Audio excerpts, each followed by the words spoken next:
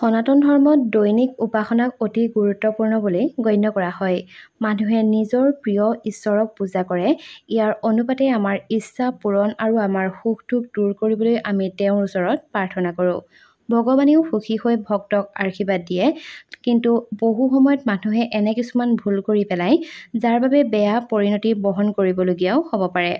ইয়াৰ ইংগিতো তেওঁলোকে নিশ্চয়কৈ পায়। কিন্তু জানি বা অজানিতে আমি এনে শুভ নাইবা অশুভ লক্ষণবোৰক আওকাণ কৰি পেলাওঁ। কিছুমান লক্ষণ আছে যিবোৰ পূজাৰ সময়ত পোৱা যায় আৰু এই লক্ষণবোৰক অত্যন্ত ভাল বুলি ক'ব নোৱাৰি। বন্ধু-বান্ধৱীসকল, আজিৰ এই ভিডিঅ'টিৰ জৰিয়তে দুৰ্গা পূজাৰ সময়ত যদিহে আপুনি এনে কিছুমান লক্ষণ দেখা পায়, তেনেহ'লে আপোনাৰ কাৰণে শুভ হ'ব নে অশুভ হ'ব সেই বিষয়ে কিছু কথা আলোচনা কৰিম। আশা কৰিছোঁ আজিৰ এই ভিডিঅ'টিৰ জৰিয়তে আপোনাৰ যথেষ্টখিনি উপকাৰ হ'ব।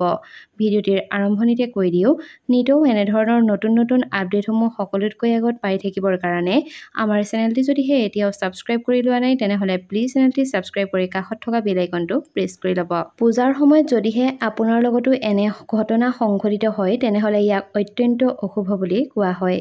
পূজাৰ সময়ত কিছুমান ঘটনা সংঘটিত হোৱাটো অশুভ বুলি ধৰা হয়। ইয়াৰ দ্বাৰা পূজাৰ সময়ত কিবা ভুল হৈছে বুলিও কোৱা হয়।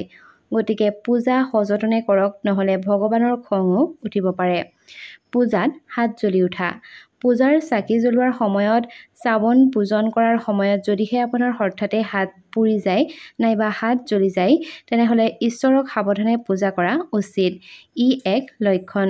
যদিহে আপুনি জানি বা অজানিতে কিবা ভুল কৰি পেলাইছে, তেনেহ'লে তাৰ বাবে ভগৱানক নিশ্চয়কৈ ক্ষমা খুজক।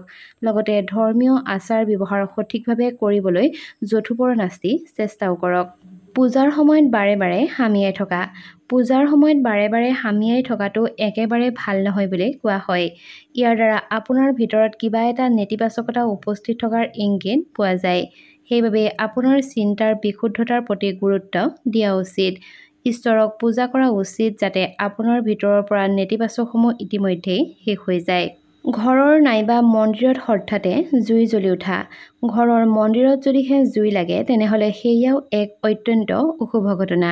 ই কয় যে আপোনাৰ ঘৰত ঋণাত্মক শক্তিৰ বৃদ্ধি পাইছে, ঋণাত্মক বলৰ উপস্থিতি আছে।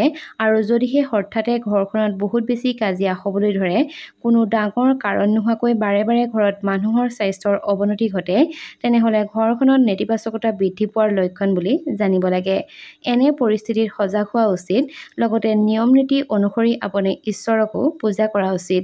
ঘৰত নিতৌ লং আৰু কৰ্পূৰ জ্বলাই দিব। বন্ধু-বান্ধৱীসকল, উক্ত লক্ষণসমূহ যদিহে আপুনিও দুৰ্গা পূজাৰ সময়ত নাইবা যিকোনো পূজাৰ সময়তে দেখা পায়, তেনেহ'লে নিশ্চয়কৈ সাৱধান হ'ব আৰু এই প্ৰতিকাৰসমূহ কৰিবলৈ নাপাহৰিব। আশা কৰিছোঁ আজিৰ এই ভিডিঅ'টিৰ জৰিয়তে আপোনাৰ যথেষ্টখিনি উপকাৰ হ'ব। যদিহে ভিডিঅ'টি চাই ভাল পালে, তেনেহ'লে ভিডিঅ'টো শ্বেয়াৰ কৰাৰ লগতে ভিডিঅ'টোত লাইক এটা কৰি থ'বলৈ নাপাহৰিব। ধন্যবাদ।